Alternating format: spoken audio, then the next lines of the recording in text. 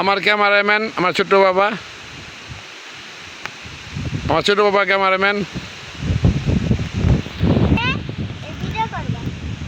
Indian যে কাঁটাতারে বেড়া দেখছেন,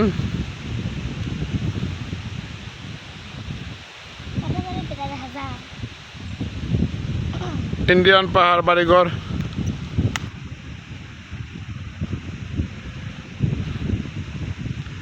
বুঝতেই পারছেন কত উপরে উঠেছি। ওই পিছনে পাহাড়টা হচ্ছে তুরা,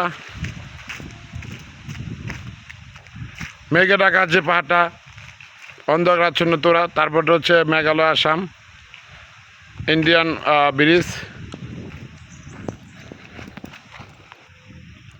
ইন্ডিয়ার ধান ক্ষেত, এই যে ধান ক্ষেত দেখতে পারতেছেন, ইন্ডিয়া এখনও ধান আছে, ধান কাটেনি। এটা আসলে কী সিজনের ধান আমি জানি না। এই ধান ক্ষেত, ইন্ডিয়ান বাড়ি, ইন্ডিয়ান পাহাড়গুলি পাহাড়ের চূড়ায় ঝোপঝাড়ে ভরপুর, যার জন্য দেখা যায় না। আমি জুম করে দেখানোর চেষ্টা করতেছি। পেছনে পাহাড়গুলি সব ইন্ডিয়া, পেছনে পাহাড়গুলি সব ইন্ডিয়া, ইন্ডিয়ান পাহাড়। এই দিক দিয়ে বিশাল বটবৃক্ষ, নিচ দিয়ে কিন্তু দেখেন একটা একটা ডালই যেন মনে হচ্ছে এক একটি গাছ। এত বৃহৎ একটি বটবৃক্ষ,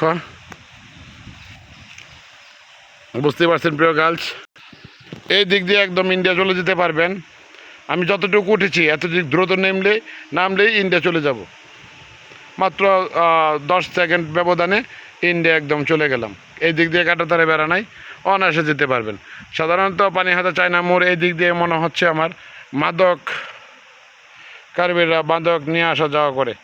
এই রুট ধরে ওই নিচের ক্ষেতগুলি হচ্ছে ইন্ডিয়া, ধান ক্ষেত দেখাচ্ছি যেটা। ধন্যবাদ প্রিয় কাছে, আসসালামু আলাইকুম।